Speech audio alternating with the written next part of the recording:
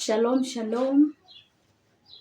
This is Eunice Ministry, Flowers of Marriage. Karibuni sana sana sana kwa wote mnaonisapoti, mlio subscribe kwenye chaneli hii ya Eunice, na wewe ambaye ni siku yako ya kwanza ya kuangalia chaneli hii, tunakupenda. Karibu sana sana Eunice Ministry TV.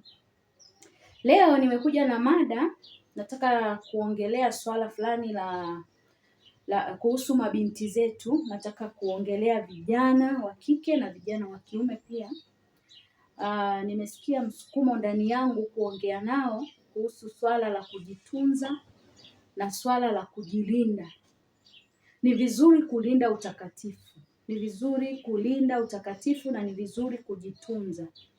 Kabla ya kuolewa au kabla ya kuoa, sio vizuri kutoka au kuwa unafanya mambo ambayo ni yameandikwa ni ya ndoa. Masuala ya ndoa, yale ya tendo la ndoa, usiyafanye ukiwa kijana wa kiume au kijana wa kike. Hapa naongelea both sides. Ni vizuri kujilinda, kwa sababu unapofanya hivyo kuna spirits zinazokuingia wewe. Biblia inasema anayelala na mwanamke wanakuwa mwili mmoja.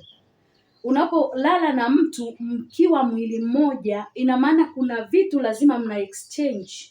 Utachukua vitu kutoka kwake na yeye atachukua vitu kutoka kwako. Tuseme kwa mfano, wewe umebeba baraka, yeye amebeba laana, amebeba mikosi, amebeba kutokupata kazi, kuna vitu amevibeba. Kwa wewe uta exchange na yeye. Wewe utabeba, yeye atabeba baraka zako na wewe utabeba laana zake. Kwa ni vizuri kujitunza, kujilinda sana, kutokufanya hayo maswala ambayo ni ya ndoa ukiwa hujaolewa. Mpaka wakati ambao uliotimilika, wakati ambao umewekwa na Bwana Yesu, ukifika wakati huo, Mungu atakupa wa kufanana naye. Atakupa wa kufanana naye. Lakini ukiwa kijana, unapofanya hayo mambo, unajiletea laana. Just imagine, let us say, kwa mfano umetoka na Hamisi, umetoka na Juma, umetoka na Joni, umetoka na Athmani. Yani kila mtu ana roho aliyoibeba. Just imagine, umebeba roho ngapi?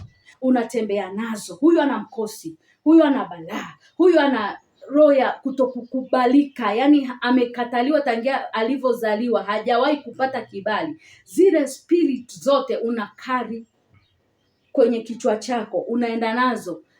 Ukienda kazini unakosa kibali. Ulikuwa ni mtu una kibali, ulikuwa ni mtu unapata neema, ulikuwa ni mtu unapata watu wamekukubali, unapendelewa, lakini unaanza kubeba zile roho. Kwa sababu gani? Umeexchange kwenye yale matendo uliyoyafanya. Kwa ni vizuri sana kujitunza. Tunza ujana wako. Ujana ni gharama kubwa kuutunza, lakini Mungu mwenyewe atakuwezesha, kwa sababu Mungu ni utakatifu. Hakuna kitu ambacho Mungu anachukia kama masuala ya dhambi. Na dhambi ile unayoifanya, hiyo ni dhambi unayoifanya kwenye mwili wako. Dhambi zingine zipo nje ya mwili wako, lakini ile ni ndani ya mwili wako. Kwa ukishaingia kwenye hiyo swala, kuacha ni ngumu, kwa sababu ni roho imesha kuvaa ndani ya mwili. Yani ni ndani. Unaweza ukawa muongo, lakini uongo haupo ndani, uko kwa nje. Lakini ile ni dhambi ambayo mna exchange damu, mna exchange, kuna vitu mna exchange. Kuna kitu kinatoka kwake kinakuja kwako. Kuna kitu kinatoka, yani tujitahidi mabinti, Mungu awatunze, Mungu alinde. Wavulana, watoto wanaume, Mungu awatunze. Kama kabisa hujaoa na muda wako umefika wa kuoa, bora ukaoa ili ukawa na mkeo. Kama umeshindwa kujizuia, kama Paulo alivyosema, kama wewe huwezi kukaa kama Paulo kwa utakatifu, ni bora ukaoa mke wako, ukawa na mke wako, ukaacha kujichanganya na dunia, kwa sababu dunia hii inapita. Na Biblia inasema nini? Siku zote mshahara wa dhambi ni mauti. Siku zote mshahara wa dhambi ni mauti. Hiyo dhambi inaleta mauti. Dhambi ina mauti ndani yake. Na ukitaka mtu akuheshimu, usikubali kuwa na mahusiano ya kulala naye kabla hajakuoa. Kama yeye kijana wa kiume anakupenda, hawezi kukwambia chovya asali kabla haujafika ndani kwake. Atakutunza kwa sababu anajua hiki ni chombo changu, ninakipenda. Watoto wa kiume wanakuja na mbinu zao, wanakwambia nitajuaje naoa kitu cha namna gani? Kama amesikia msukumo ndani yake na kama alimwamini Mungu kupitia wewe ndio utakuwa mke wake, anatakiwa amini kwamba anachokioa ni sahihi, kwa sababu ameshamwambia Mungu, nipe wa kufanana naye. Lakini kama anakuja kwa mbinu za kukuambia sasa nitajuaje, inabidi tu twende kwanza tulale pamoja, sijui nini, huyo mbloku kabisa. That is red flag.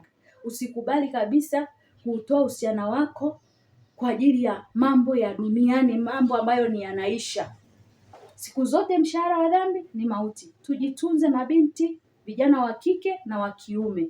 Mungu awatunze, Mungu awalinde, Mungu awapiganie. Huko duniani kuna mambo mengi sana. Dunia ya leo imebadilika. Kuna mambo ya utandawazi, lakini kuna mambo ya internet pia. Unatakiwa hiyo internet itumie kuleta faida ya ufalme wa Mungu.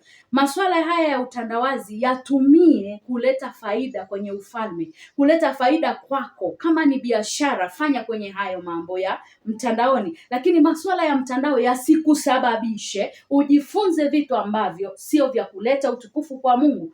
Jifunze vitu ambavyo utaleta heshima kwa Bwana. Sio kwa Mungu tu peke yake, utaletea wazazi wako heshima. Kama wewe ni binti, ukiolewa kwa utakatifu, utaleta heshima kwa wazazi wako, utaleta heshima kwa ndugu zako, utaleta heshima kwa jamii iliyokuzunguka. Kama wewe ni mwanaume, vile vile utaleta heshima. Mungu akutunze, Mungu akubariki. Tujitunze. Watoto wa kike, usikubali kila anayekuja anakutongoza, unakubali, unatoka naye, unalala naye. Wanaanza kuambizana, yule ukienda kwake hakatai, wanakuona mtu wa ajabu, wanakukosea heshima, wanakuvunjia heshima. Kwa ni vizuri kujitunza ili heshima ibaki kwako, na kwa Mungu pia heshima izidi, na kwa wazazi wako pia waheshimiwe. Mungu awabariki sana. Tutazidi kuwaombea. Mungu, neema hiyo ya Mungu iwabebe na iwatunze kwa jina la Yesu Kristo. Amen.